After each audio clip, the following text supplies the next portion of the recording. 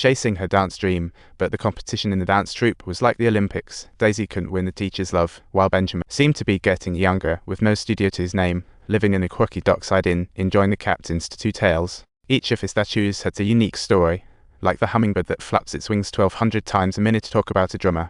And Benjamin met his soulmate, Elizabeth. Their first encounter was in the elevator. She wasn't a supermodel, but Benjamin thought she was a star because of her missing high heel. After getting out, while her husband was out of earshot, Elizabeth stopped to clarify, "I swear I don't prefer going barefoot." One sleepless night, Benjamin decided to hit the lobby for some hot tea and, lo and behold, ran into Elizabeth bitter yet. Her husband was mysteriously out. He politely asked if she'd like a drink, and after a brief wiggle of indecision, she joined him. Initially, they were a bit awkward, but soon the floodgates opened, mostly with Elizabeth doing the talking while Benjamin listened like a pro. Two lonely souls talked till dawn, then met downstairs by chance, like a new TV drama episode. They often lost track of time, parting ways at dawn, and Benjamin still sent Daisy postcards, only to discover his childhood love had moved on. Daisy's face fell like a souffle, and that day, Elizabeth showed up looking like $1,000,000 with caviar and vodka in tow. It was Benjamin's first taste of such luxury, and after a few shots, his hand found hers. She didn't push him away, either. Things got steamy as they locked lips. Benjamin was officially kissed for the first time by a woman. That feeling was unforgettable. As they braved the snow with cocktails in hand, Elizabeth shared her big secret. At 19, she tried to be the first woman to swim the English Channel, but the storm hit 2 km from the end. She fought hard for 32 hours in the water, but eventually exhaustion made her throw in the towel. When asked if she'd try again, she replied, "Why not?" But after that, she lost the nerve to attempt it again. That regret tangled her for half a lifetime, but her time with Benjamin made her feel young again, even giving her the courage to restart. Determined to change her life, the next night, Elizabeth mysteriously vanished. No matter how hard he searched, he couldn't find her anywhere, savoring the sweetness of love only to plunge back into loneliness. The next day, in his room, he saw Elizabeth's note on the carpet. "It was great meeting you." A heartbreak hit Benjamin like a ton of bricks, and just then the captain delivered even worse news. Japan-bound Pearl Harbor. The tugboat was commandeered by the Navy for salvage and rescue operations, and Benjamin had to decide whether to stay or go.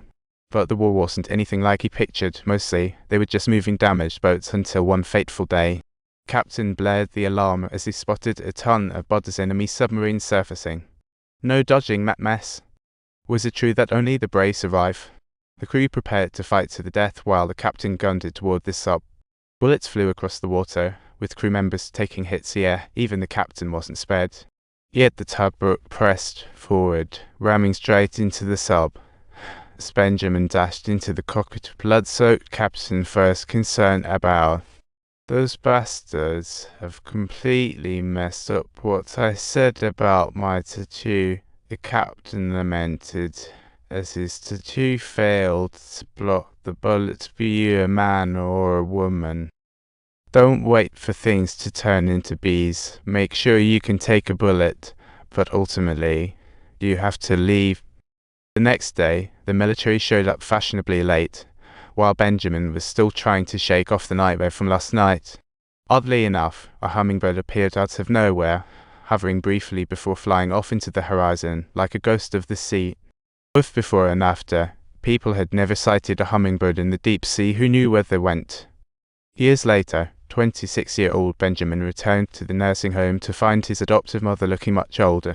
And Benjamin had turned into a middle-aged slave. His adoptive mother barely recognized him. "Oh dear, you're back. My goodness, you're still here." As Benjamin recounted his years of adventures, his mother beamed with pride. "Life's path has no smooth sailing. Only through storms can we truly grow." One morning after she came back, a familiar figure appeared downstairs. Benjamin spotted Daisy again, but she didn't recognize him at first until he called out her name. "Subtitles," Daisy gasped in surprise. "Oh my gosh, it's actually you, Benjamin." After years apart, one radiant, one mature, they reminisced about their childhood escapades. With newfound courage, Benjamin invited her for dinner, but Daisy spent the entire night talking about dance. Benjamin felt like the odd. He realized Daisy and he were from different worlds, so when she hinted at a romantic evening, Benjamin shyly declined, feeling too old to match up with her, and they parted ways. Benjamin felt ageless, but everyone else was aging and even dying. What a bizarre day. His real father found him, saying he was dying and hoped Benjamin would stay longer. Mr. Button brought him to his factory, teaching him the business ropes, and Benjamin wondered why. Mr. Button finally spilled the beans. "Young man, you are indeed my son. Your mother has passed. Happy birthday. I should have never given up on her." Finally, Benjamin discovered his roots, yet felt no joy. His dying father prepared him to take over the family business.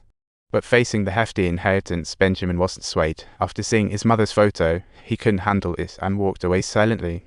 When he got home, he told his adoptive mother about it, reminding her about the $18 she'd spent that night.